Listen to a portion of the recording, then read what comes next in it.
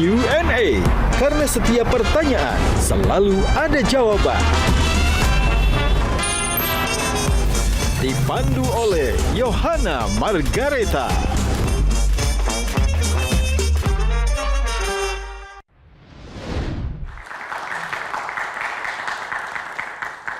Halo pemirsa, di era media sosial kali ini sebuah informasi bisa menyebar ke seluruh negeri hanya dalam hitungan detik. Namun di saat yang sama, kesalahpahaman juga bisa tumbuh dengan kecepatan yang sama. Disinilah komunikasi menjadi sangat penting, bukan hanya soal menyampaikan pesan, tetapi memastikan bahwa pesan itu sampai dan dipahami dengan benar. Lalu bagaimana pemerintah menghadapi tantangan tersebut dan bagaimana juga menjawab kritik, mengelola persepsi publik dan juga menjaga kepercayaan masyarakat. Malam ini kita akan membahasnya secara terbuka dan mendalam bersama salah satu figur yang kini menduduki jabatan sebagai penasehat khusus Presiden bidang komunikasi. Siapa lagi kalau bukan Hasan Nasbi? Kita undang Pak Hasan Nasbi untuk masuk ke studio kita. Selamat malam Pak Hasan Nasbi, apa kabar? Bang Hasan Nasbi ya, boleh ya, biar lebih akrab. Ini panelis kita Bang Hasan Nasbi. Ada Om John dan ada Kang Maman, ada Mas Andi Praido. Pak, tepuk tangan teman-teman untuk panelis juga. Dipersilakan duduk. Apa kabar Bang Hasan Nasbi? Kabar baik, alhamdulillah. Terima kasih sudah menyempatkan waktu di Q&A di tengah kesibukannya. Nanti kita akan mengulik-ngulik ya, sesibuk apa sih sosok kita yang satu ini malam ini. Namun kita akan saksikan dulu tayangan yang satu ini. Oke. Bapak Hasan Nasbi, penasehat khusus Presiden bidang komunikasi. Jadi penasehat khusus nanti tentu sebagai pembantu Presiden, saya akan bekerja sama yang sangat erat dengan Abangda Kabakom yang baru, Bang Kodari, mungkin juga nanti dengan Ibu Menkom Digi, dengan Wamenkom Digi untuk memperkuat lagi bidang komunikasi.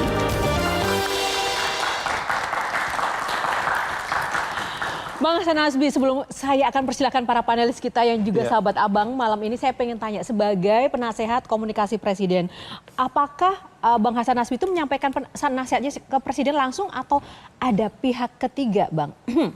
Kalau masukan langsung ke Presiden. Langsung ya, Bang? Bahkan sekarang dalam posisi sebagai penasehat, mungkin lebih sering dipanggil ke Hambalang, bahkan sekarang juga sering teleponan sama Presiden, jadi nggak harus ketemu dalam rapat, jadi bisa teleponan, mungkin berempat ya, saya, Bang Kodari, kemudian Pak Presiden gitu, jadi kita membicarakan banyak hal di telepon gitu. Kapan terakhir ketemu sama Pak Presiden dan nasihat apa yang disampaikan ke beliau, Bang?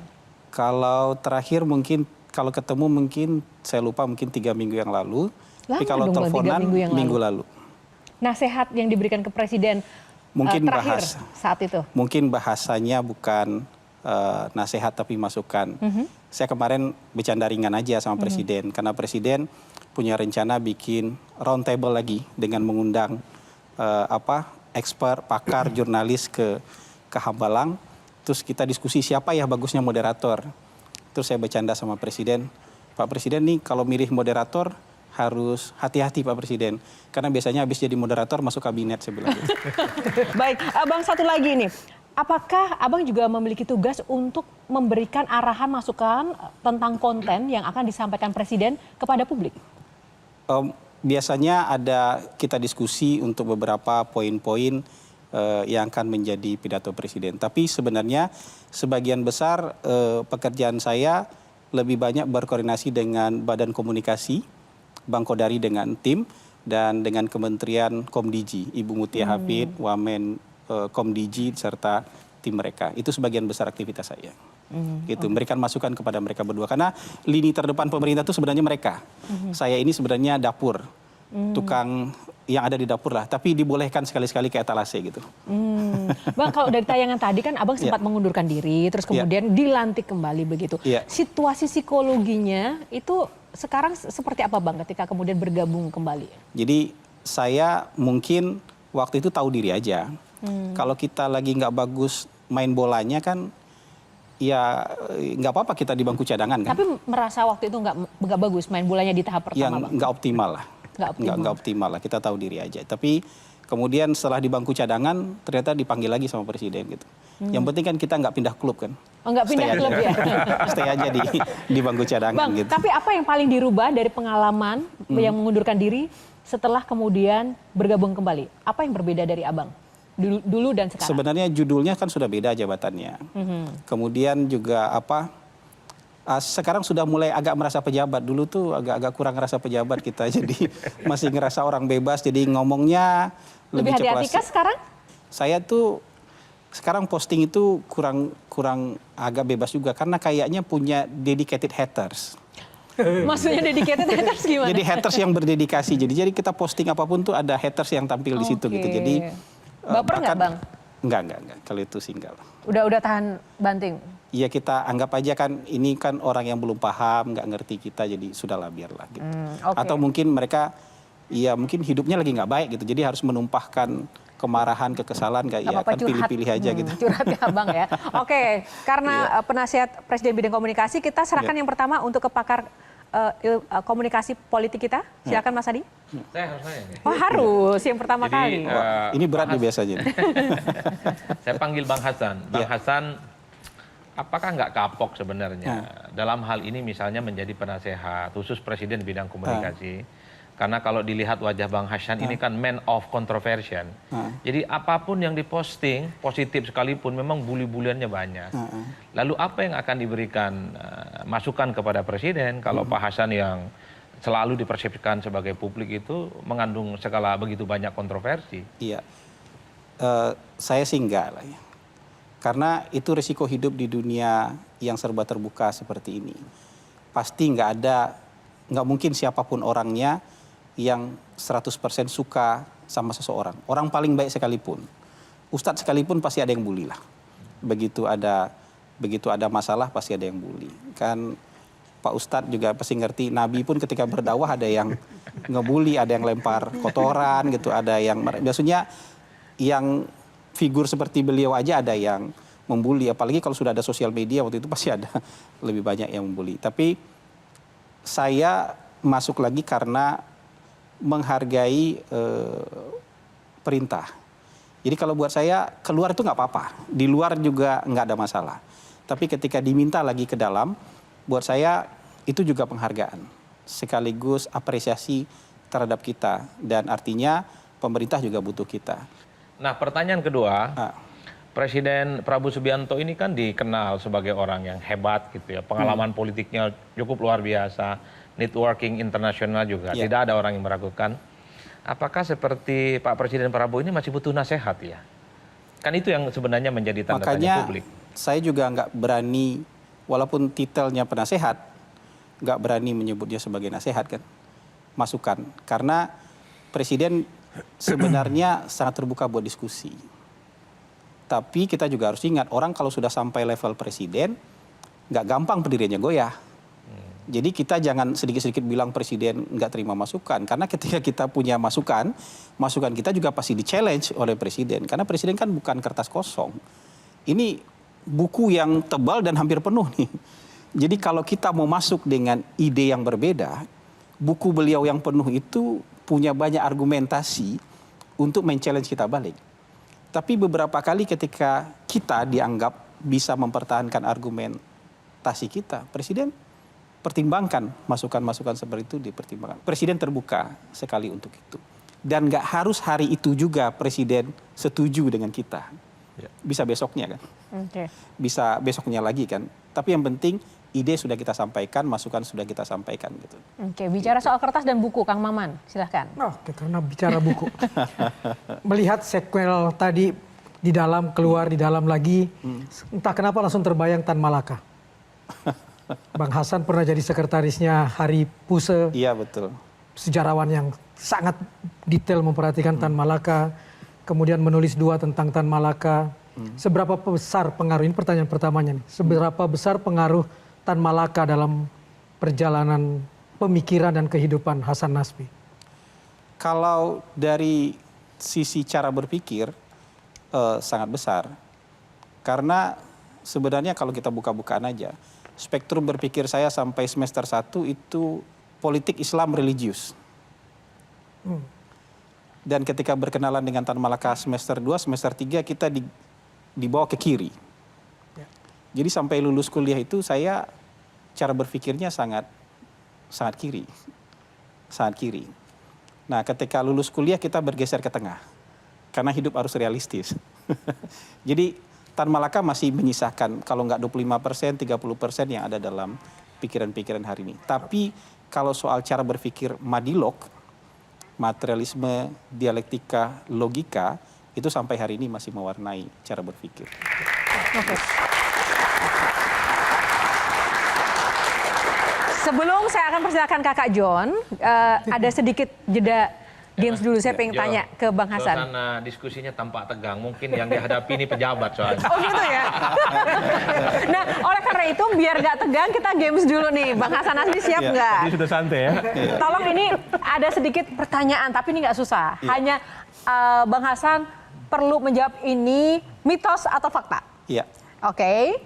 Yang pertama, semua survei politik bisa diatur hasilnya. Mitos. Mitos. Semakin sering pejabat muncul di TV, semakin tinggi elektabilitasnya. Mitos. Kritik netizen selalu berdampak pada kebijakan pemerintah. Itu juga mitos. Komunikasi pemerintah lebih sulit dibanding kampanye politik. Fakta. Anak muda sekarang lebih percaya media sosial daripada media massa. Fakta. Fakta. Oke, tepuk tangan dulu itu jawabannya. Makin berat bukannya makin. Nah, Kakak John silakan dikomentarin tadi jawabannya. Ada yang ini nggak menggelisahkan Kakak John nggak? Ya, sangat menggelisahkan sih. Bagian mana? Bagian mana? Saya sih secara pribadi karena sebagai jurnalis itu kan saya merasa bahwa kehadiran teman-teman jurnalis, teman-teman akademisi di pusat kekuasaan itu kehilangan daya kritis, Pak. Itu yang saya lihat dan saya amati. Dan itu serius betul gitu. Jadi bahkan bukan kehilangan daya kritis, tapi anti kritik malah. Baik. Nah, saya minta kira-kira Bang Hasan apa komentarnya soal seperti ini, Pak? Nah, tapi jangan dijawab dulu Bang Hasan. Kita harus jeda dulu. Selesai jeda, kami akan kembali hanya di Q&A. Karena setiap pertanyaan selalu ada jawaban. Bagaimana sebenarnya di balik layar itu Presiden memastikan bahwa laporan yang beliau terima itu bukan asal Bapak senang? Taunya dari mana? Beliau suka ngecek by phone kalau misalnya ada informasi tentang suatu hal.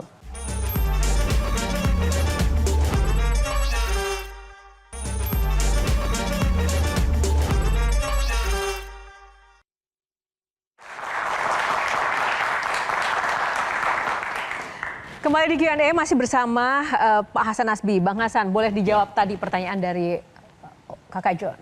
Nah, pertanyaan ini saya paham ini karena pertanyaan yang menunjukkan kegelisahan. Tapi kan tahapan-tahapan hidup orang itu mungkin akan membuat orang berbeda. Ya. Jadi kalau awalnya dia akademisi, begitu dia menjadi pejabat dia jadi pejabat dia. Ada banyak tuntutan dia ketika dia menduduki jabatan itu dan dia merepresentasikan pemerintah. Ketika seorang aktivis yang awalnya kritis, kemudian dia jadi pejabat, ya dia jadi pejabat juga. Jadi ini menghayati peran lah. Menghayati peran. Jangan-jangan nanti setelah nggak jadi pejabat kritis lagi bisa juga.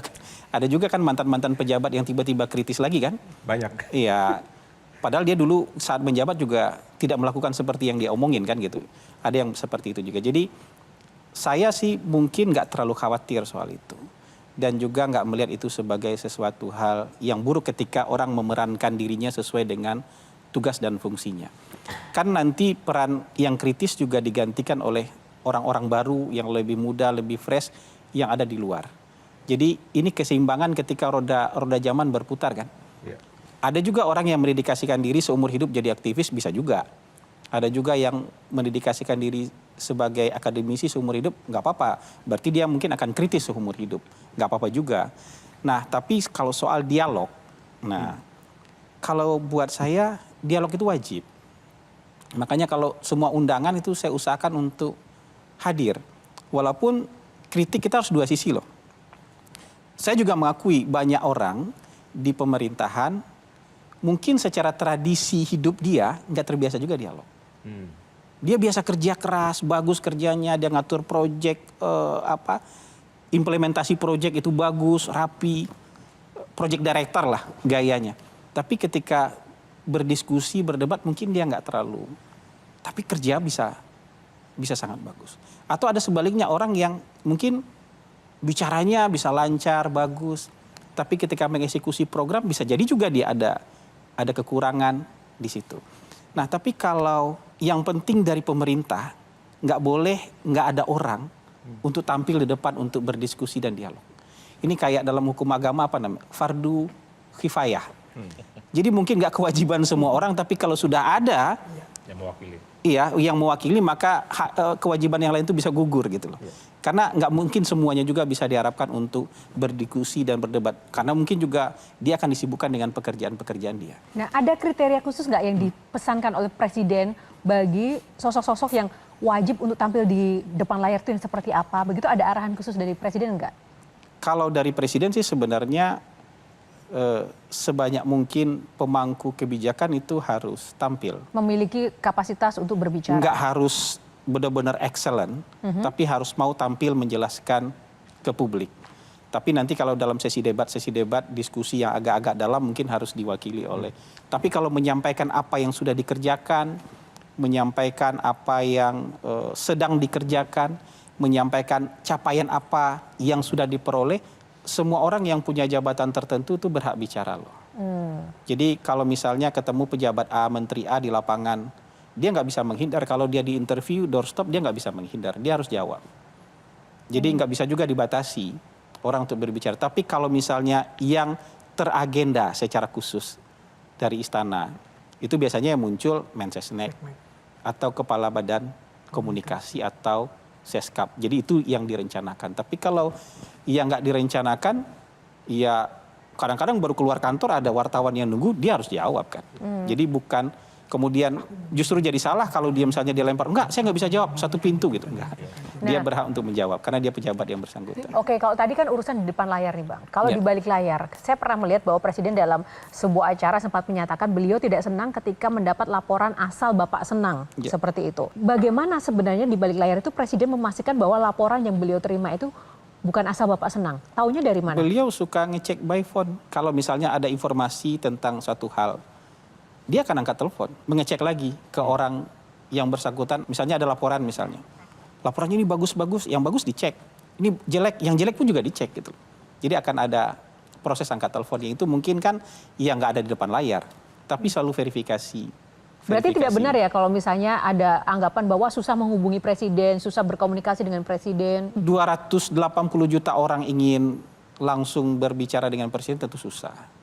Tapi kalau misalnya anggota kabinet, pejabat yang terkait, bahkan yang bukan menteri aja yang kalau misalnya dianggap perlu oleh Presiden hadir dalam rapat terbatas, ya dia juga diundang. Saya juga sebelum dilantik jadi penasihat khusus mungkin beberapa kali sudah ikut rapat terbatas. Jadi ada persepsi orang seperti itu, tapi kan sebegitu banyak rapat-rapat yang dilakukan oleh Presiden itu bukti bahwa Presiden tidak sulit untuk diakses. Tiap hari Presiden rapat, weekend Presiden rapat, itu kan artinya nggak sulit untuk diakses. Tapi kalau misalnya orang yang ya misalnya yang kita yang tidak sedang dalam berkepentingan, kita pengen mengakses Presiden tentu akan susah. Presiden siapapun itu presidennya pasti akan sulit lah. Mas Hadi ada tanggapan? Ya ini ada satu hal yang menurut saya agak sedikit krusial terkait dengan komunikasi pemerintah hari ini. Banyak sekali pihak yang menduga bahwa ada ketakutan kalau ingin menyampaikan kritik secara terbuka kepada pemerintah. Jadi merasa insecure. Bagaimana sebenarnya kondisi yang sesungguhnya menurut Pak Hasan sebagai penasihat Presiden dalam konteks ini. Bahwa ya masyarakat, mahasiswa dan siapapun seluruh stakeholder di negara ini jangan pernah takut sebenarnya untuk menyampaikan kritik. Sehingga ini exposure kan yang selalu kuat di benak kita. Saya juga bingung kenapa persepsi itu muncul. Coba kita berhitung dengan fair. Setiap hari, kita nggak usah bilang setiap minggu, setiap hari. Bahkan mungkin setiap jam. Ada jutaan kritik plus caci maki yang ditujukan ke pemerintah. Kita fair aja di media sosial. Ada hidupnya jutaan itu yang bermasalah nggak setelah itu? Ada yang dicari nggak setelah itu? Mungkin ada 1-2 yang dilaporkan karena mungkin sudah kelewatan. Tapi bicara yang fair, dari jutaan kritik setiap jam, kritik itu ada yang kritik, ada yang caci maki loh. Nggak hanya kritik tapi ada yang caci maki juga. Ada yang kemudian dicari semuanya nggak. Sebagian besar besoknya atau jam berikutnya masih bebas untuk mengkritik dan mencaci maki lagi. Jadi kalau ada ketakutan seperti itu, justru buat saya agak mengherankan loh. Tiap hari ada kritik dan caci maki loh. Jangankan itu, nih di grup RT saya, nanti saya kasih lihat. Di grup RT saya, tetangga depan rumah saya sampai rumah saya itu maki-maki saya di grup RT. Tapi saya diamkan aja. Maki-maki saya kok. Gitu di grup RT. Dan nggak ada takut, orang rumahnya depan-depanan. Kalau ngomong langsung sih nggak pernah, tapi kalau di grup RT, maki-maki saya tuh. Dia nonton ya nanti. Nonton di hari ini nih. Kalau bisa nanti dipotong dia. Maki-maki tapi saya diamkan. Jadi artinya ketakutan itu sering diomongkan, tapi mereka nggak alami kok. Seolah-olah kritik dan caci maki itu barang yang sama. Hari ini ada anggapan bahwa itu barang yang sama. Tapi harusnya sebagai bangsa yang beradab kita bisa memisahkan itu dengan tegas. Kritik dan caci maki itu harus dipisah karena itu dua barang yang berbeda. Disamarkan. Disamarkan selama ini itu disamarkan menjadi sesuatu yang sama. Padahal ini dua benda yang jelas-jelas sangat berbeda. Apa indikator keberhasilan Anda dan kawan-kawan sebagai bagian dari elemen komunikasi presiden? Indikator keberhasilannya tuh dilihat dari apa? Yang paling mudah tuh ngelihat approval rating. Walaupun approval rating itu tugas bareng-bareng. Ada pekerjaan, ada program, ada kan komunikasi by deed itu juga ada kan. Komunikasinya dengan program dan implementasi pekerjaan. Tapi ini kan dua sayap yang harus mengepak bersamaan. Sayap kerja harus mengepak, sayap komunikasi juga harus mengepak. Mungkin indikator yang paling bisa diukur adalah ketika Adiprai melakukan survei kemudian keluar hasil approval rating. Dan approval rating itu pasti fluktuatif, naik turun, tergantung situasi, tergantung keadaan, tergantung apa yang sedang berkembang pada saat itu. Tapi ada tantangannya. Iya, kita selalu menyebutnya era yang sangat-sangat terbuka, ekstrim terbukanya. Di mana semua orang mau dia paham, nggak paham, bebas bicara kan. Dan orang-orang yang nggak paham ini lebih sering viral. Karena kata-katanya mungkin menarik, karena lebih kreatif, karena lebih mudah menampung semangat kemarahan yang sama gitu. Orang itu kan bisa aja marah sama keadaan hidupnya atau marah sama situasi yang sedang dihadapi, tapi cara yang paling mudah adalah blamingnya ke pemerintah. Nah, kalau ada orang yang kreatif, baik itu dia paham ataupun tidak paham, dia bisa saja viral dan punya banyak pendukung. Dan ini jumlahnya kan jutaan. Semua negara menghadapi ini. Karena sebenarnya disinformasi itu tidak hanya mengancam pemerintah, tapi juga mengancam warga negara. Apa yang paling meresahkan Presiden terkait dengan situasi disinformasi atau terhadap pemerintah? Presiden sebenarnya lebih banyak fokus bekerja, memberikan target kepada pembantu-pembantu beliau supaya apa yang dicita-citakan oleh pemerintahan Prabowo Gibran ini bisa tercapai. Bahkan kalau bisa lebih cepat daripada waktu yang dijadwalkan sebelumnya. Itu lebih fokus ke sana. Tapi memang ada kadang-kadang beliau agak sedih di tengah-tengah kerja keras. Di tengah-tengah beliau memantau itu ada fitnah, ada yang kebencian, yang disebutkan ada beliau yang memecah belah. Karena pandangan beliau ini kalau kita mau maju kita harus bersatu. Jika bukan penasihat presiden, Abang ingin jadi apa? Jawab singkat. Komisaris. Saya pengen bubarin ospek. Kenapa? Saya tuh sejak mahasiswa tuh kerjanya bubarin ospek.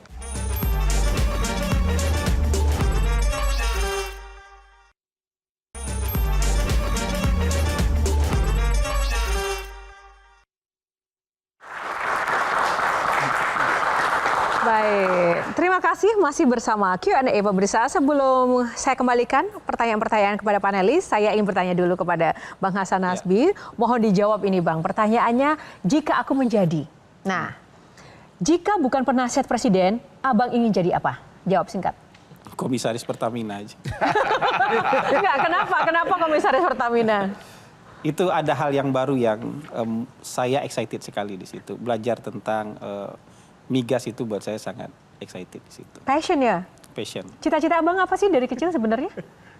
Kalau cita-cita saya dari kecil itu pensiun di usia 40.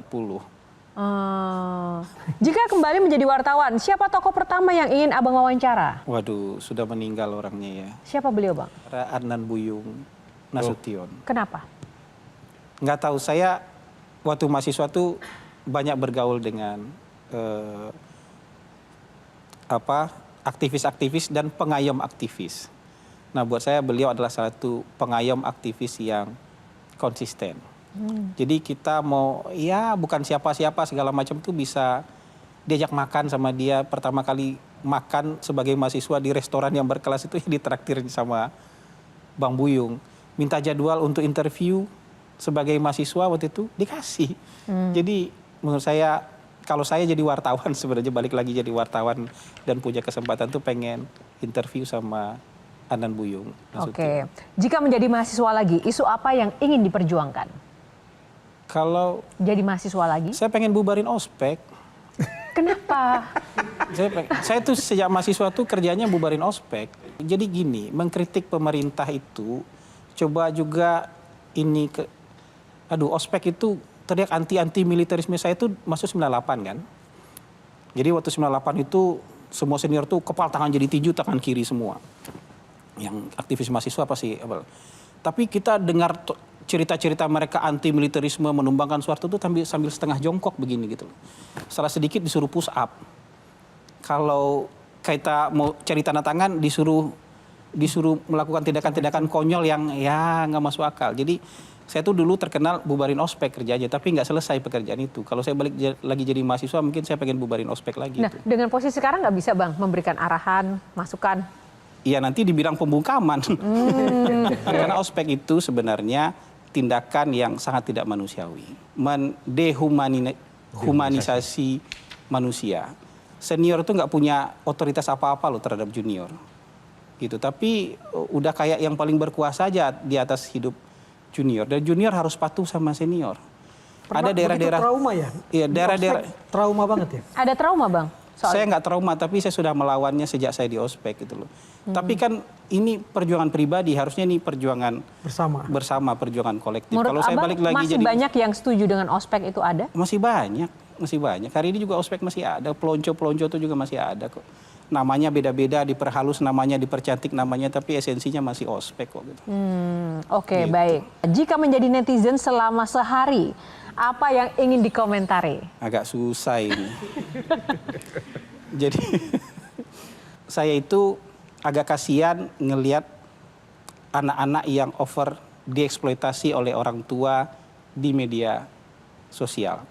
Entah itu pencapaian bagus sebenarnya, atau entah itu ya apalah kelucu-lucuan atau apa, tapi ada yang over eksploitasi. Kadang-kadang anaknya masih bayi sudah diajak main jet ski, atau anaknya pun lagi lahiran masuk media sosial proses lahirannya. Jadi kalau jadi netizen sehari kayaknya ngubek-ngubek itu. Oke, baik, tepuk tangan dulu nih. Over eksploitasi soalan. Menarik. Menarik, nggak kepikir ke situ, Bang. Yang terakhir nih, jika menjadi presiden selama 24 jam, apa yang pertama akan dilakukan? Wah, ini berat nih, nggak ada dalam mimpi dan nggak ada dalam cita-cita ini. Ya, dalam 24 jam pertama, kalau dalam 24 jam pertama ya seleksi orang untuk jadi menteri dulu itu pasti. Mungkin berusaha untuk mencari orang-orang terbaik yang akan menduduki jabatan itu. Tapi saya mungkin agak sulit menjawab ini ya. Masalahnya orang lain mungkin di luar sistem mungkin ngebayangin yang enak-enaknya aja jadi presiden. Tapi ketika kita sudah di dalam ini, itu beban pikiran presiden itu 100 kali menteri. Nah, sebagai bagian di dalam pemerintahan, hal apa memang yang paling tidak mengenakan ketika menjadi presiden menurut pandangan dari Bang Hasan Nazbi? Waktu pribadi pasti udah nggak ada kan? Atau sedikit sekali itu. Mau me time itu sedikit sekali itu. Atau misalnya bisa mengistirahatkan pikiran dari pekerjaan itu juga pasti susah. Mungkin sudah ada waktu untuk istirahat, tapi pikiran, fisiknya udah bisa istirahat nih. Tapi pikiran berhenti memikirkan pekerjaan itu pasti sulit. Jangankan jadi presiden, ketika jadi pejabat setingkat menteri misalnya, atau jadi gubernur misalnya, mengistirahatkan pikiran dari urusan pekerjaan itu juga pasti akan sangat sulit. Oke, Gitu. tepuk tangan. Bang Hasan, Ya. tugas Anda sekarang sebagai penasihat presiden, Ya. kira-kira isu atau masukan apa yang Anda berikan kepada presiden yang menjadi kemudian menjadi bahan pertimbangan presiden dalam mengambil keputusan? Ini kan saya nggak enak nanti soal klaim-klaim ya, tapi lebih banyak ini bukan aspirasi-aspirasi pribadi, Ya.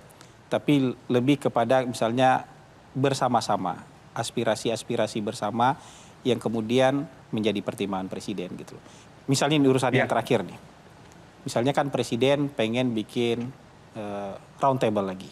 Yang belum pernah kita lakukan adalah kalau dengan jurnalis dalam negeri kan udah, dengan akademisi-akademisi expert dalam negeri udah.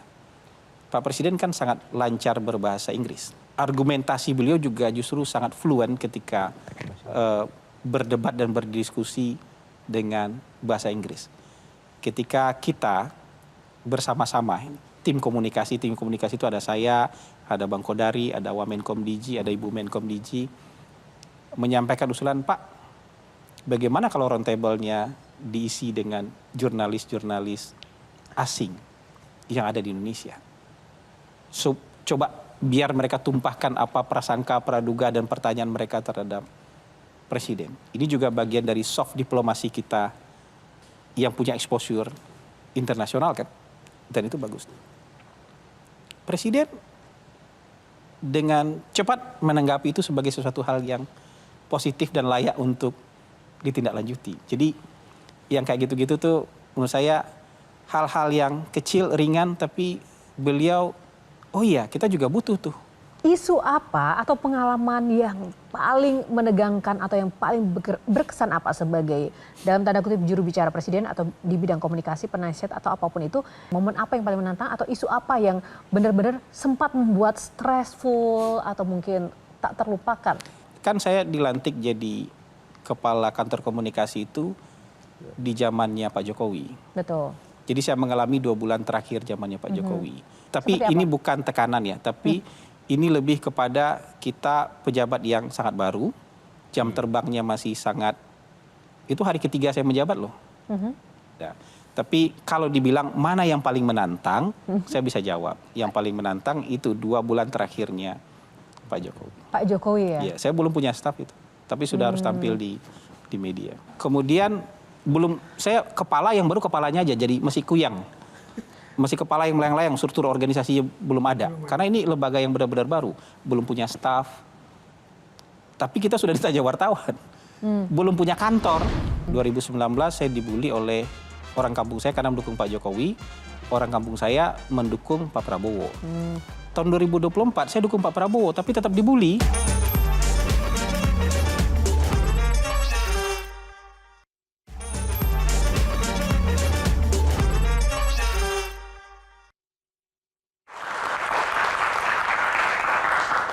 Nah, ini mumpung karena ada Bang Hasan Nasbi sebagai penasehat komunikasi presiden, dalam tanda kutip jubir pemerintah, jubir presiden, kita mau pengen tahu dong Bang, kita agak sedikit mungkin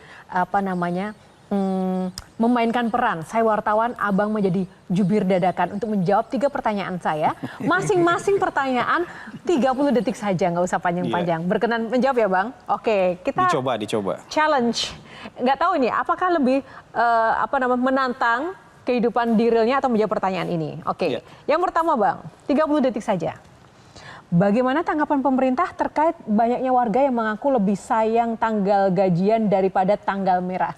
Harusnya bisa sayang dua-duanya ya. Kenapa?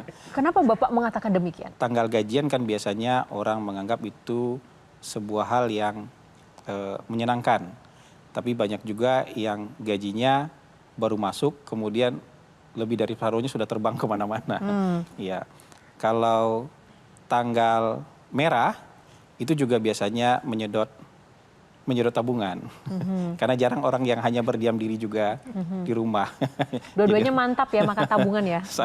sayang dua-duanya. Pertanyaan kedua, bagaimana respon pemerintah atas keluhan netizen karena hari Senin datang terlalu cepat? Ya, memang kalau begini kita harus mengisinya dengan kegiatan yang membosankan biar hari Seninnya datang agak lama. Kalau kita mengisinya dengan kegiatan yang menyenangkan, tentu waktu berlalu lebih cepat. Kalau Bapak mengisinya dengan apa, Pak? Saya berdiam diri di kamar. Sampai hari Senin itu datang. Karena introvert. Oh, karena introvert. Atau melamun di pinggir kolam ya gitu. Oke.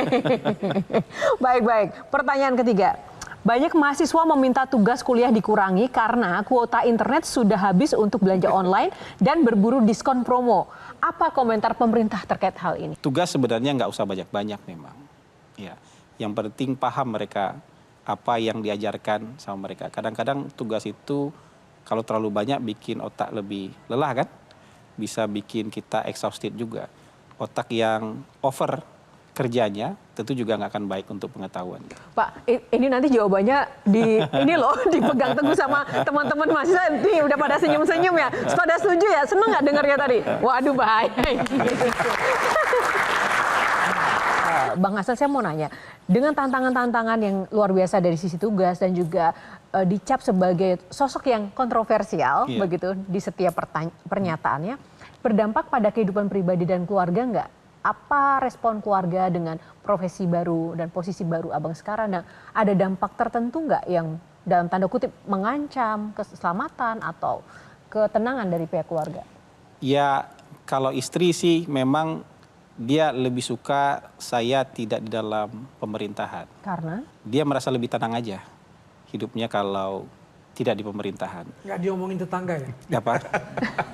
Nggak, kalau diomongin itu kayaknya akan terus. Tapi kalau misalnya dibully, saya kan sudah dibully dari tahun 2014. Jadi dibully ini sudah kayak makanan panjang dan ya itulah mungkin yang menyebabkan ada dedicated haters itu ya. Tapi buat saya ini bukan persoalan yang harus terlalu jadi pikiran. Tapi memang respon istri dan anak-anak? Ya istri lebih ketika misalnya jadi pejabat dia private akun-akun media sosialnya. Dan dia nggak mau saya cerita pekerjaan di rumah karena bikin dia lebih stres. Kecuali cerita-cerita yang perlu-perlu aja. Kalau seluruh pekerjaan diceritakan di rumah, pikiran dia yang sudah banyak itu jadi tambah banyak gitu. Jadi mungkin saya berusaha sebisa mungkin tidak membawa beban pekerjaan ke rumah. Jadi saya ngelihat itu gini. Saya sering bertanya ya kalau misalnya di convenience store itu, kalau ada bapak-bapak sebelum pulang ke rumah itu dia mampir dulu ke situ, ngopi dulu setengah jam, ngelamun aja ngelihat langit gitu. Padahal langit hitam kan, nggak kelihatan apa-apa. Sekali waktu saya beranikan diri untuk ngobrol lah. Kok banyak orang yang sebelum nyampe rumah pulang kerja mampir dulu.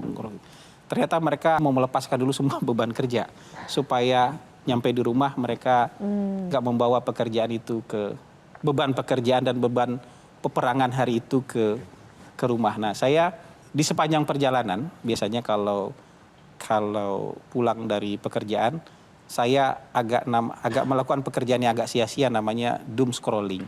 Sepanjang perjalanan pulang ke rumah itu sebenarnya lebih ke usaha untuk melepaskan diri dari beban pekerjaan. Kalau scrolling suka lihat apa sih, Bang Hasan Nazmi? Kalau doom scrolling itu saya sukanya dengan netizen Indonesia karena banyak hal-hal lucu. Jadi bahkan hal-hal yang kadang-kadang kok harusnya ini sedih kok jadi lucu ya gitu. Jadi mereka bisa membuat apapun tuh jadi terlihat lucu. Bahkan saking kreatifnya hal-hal yang nggak kepikiran sama kita tuh bisa dibikin jadi lucu gitu. Jadi mungkin doom scrolling bukan pekerjaan yang bermanfaat. Ya, tapi kalau untuk pulang ke rumah buat saya doom scrolling itu bermanfaat untuk menghilangkan pikiran terhadap pekerjaan yang seharian sudah kita kerjakan. Nah, kembali pada keluarga, berarti sampai sekarang keluarga masih support, nggak kapok, nggak ada wanti-wanti tertentu. Wah, nanti jangan lama-lama deh masuknya, ini udah terakhir nih sesi atau periode untuk di pemerintahan. Bagaimana? Memang nggak nggak seperti itu. Jadi ada wise-nya. Memang di satu sisi lebih suka misalnya saya di pemerintahan, karena istri saya itu gini, kalau jalan itu dia nggak suka ada sopir. Dia maunya saya yang nyetir atau dia yang nyetir. Karena saya nggak suka nyetir, akhirnya lebih banyak dia yang nyetir. Karena lebih menikmati waktu private. Jadi kalau weekend tuh biasanya ajudan istirahat lah. Saya bilang kalau kalian ajudan, patwal, sopir tuh istirahat karena dia lebih. Kalau dia suka ngomong gitu, ya harusnya tiap hari kayak gini gitu. Jadi nggak ada orang lain yang misalnya ajudan atau patwal atau Singkat tapi dalam ya ya sebenarnya. kayak gitu. Tapi sisi lain dia punya wisdom juga bahwa mungkin ada jalan hidup dan takdir yang harus dijalani. Misalnya masuk pemerintahan. Dan itu kalau dia menolak itu secara frontal itu akan mematikan karir suami. Jadi dia berada di tengah-tengah itulah. Dia mencoba bersikap moderat, yang penting beban pekerjaan nggak dibawa pulang gitu. Oke, baik. Semangat Ibu di rumah. Kalau mau lihat suka scrolling media sosial, saya mengusulkan men-scroll jawaban-jawaban Ariel Tatum yang luar biasa. Nasihatnya kepada siapapun sangat lucu, dalam, dan menarik untuk... 2 hari lalu saya melakukan itu. Wah, 2 hari lalu? 2 hari lalu ya. Soal Jawabannya apa? lucu-lucu karena dia engage dengan netizen di kolom komentar. Dan itu disayangi oleh warga. Mudah-mudahan penasihat-penasihat kita juga seperti itu. Saya Karena mengikut, buat ya. saya, Bang Hasan yang jaraknya cuma 1 meter, 2 meter dengan presiden, harus jadi jembatan luar biasa antara presiden dengan rakyat. Tapi yang lebih utama jadi jembatan untuk rakyat kepada presiden. Baik. Kira-kira itu. Terima kasih Kak Maman. Closing statement dari Bang Hasan Nasbi, boleh mungkin pesan juga untuk kita semua adik-adik pemirsa yang ada di rumah. Silahkan Bang Hasan. Nah, saya sih sebenarnya sangat senang ya ketika orang mencoba men-challenge pemerintah. Tapi saya sedih kalau orang tiap hari kerjanya mencaci maki pemerintah. Saya sih berharap semua kita, termasuk pemerintah, termasuk juga civil society, termasuk juga mahasiswa masyarakat, punya timbangan yang adil. Jadi melihat pemerintah, tokoh tertentu tidak hitam putih. Dia pasti punya banyak kekurangan, punya banyak kelebihan. Sekarang kan tinggal ditimbang, dia punya banyak kelebihan atau kekurangan. Kalau kelebihannya lebih banyak ya mungkin secara umum dia bisa dibilang, kalau kebaikan dan kelebihannya lebih, dia orang yang cukup bagus dan cukup pantas untuk memimpin negara. Begitu juga kalau kita ngelihat sebuah kebijakan juga itu secara umum, kebijakan ini baik atau tidak. Kalau ada koreksi dari sisi implementasi, ya fokus saja untuk koreksi kita lakukan sama-sama di sisi implementasi. Kira-kira kayak gitu. Baik, terima kasih Bang Hasan. Saya mau mengingat. Boleh. Bisa tidak kalau Bang Hasan ini di depan kamera banyak senyumnya, Bang? Jadi tidak terlampau kaku kita melihatnya. Kan tadi udah dibilang introvert beliau. Enggak, harus lebih banyak senyum. Menegaskan betapa bangsa ini baik-baik saja sebenarnya. Oke, terima kasih. Ada Jadi- tanggapan Bang Hasan Nasbi? Ya harus diakui juga ya, saya tuh punya keterbatasan. Jadi baterai sosial saya itu gampang drop. Jadi berhadapan dengan kamera itu sebenarnya bukan sesuatu yang nambah baterai. Tapi berhadapan dengan audiens dan kamera itu sebenarnya yang bikin baterai cepat habis. Baterai cepat habis. Jadi kalau baterainya udah mulai habis, itu mulutnya makin begini. Jadi agak susah dibuka, kira-kira kayak gitu. Grogian nggak Bang Hasan sebenarnya? Grogian nggak sih? Kalau grogi enggak, tapi memang baterai sosialnya cepat habis. Oke, baik. Terima kasih. Baik, sekali lagi terima kasih untuk Bang Hasan Nasbi dan 3 panelis Sama-sama. dan adik-adik mahasiswa. Tepuk tangan untuk kita semuanya. Terima kasih. Dan pemirsa, demikianlah episode Q&A kali ini. Semoga dapat memberikan inspirasi dan juga menambah pengetahuan baru bagi Anda yang menyaksikan pada hari ini. Atas nama kru yang bertugas, saya Yohana Margareta pamit undur diri karena setiap pertanyaan selalu ada jawaban. Sampai jumpa.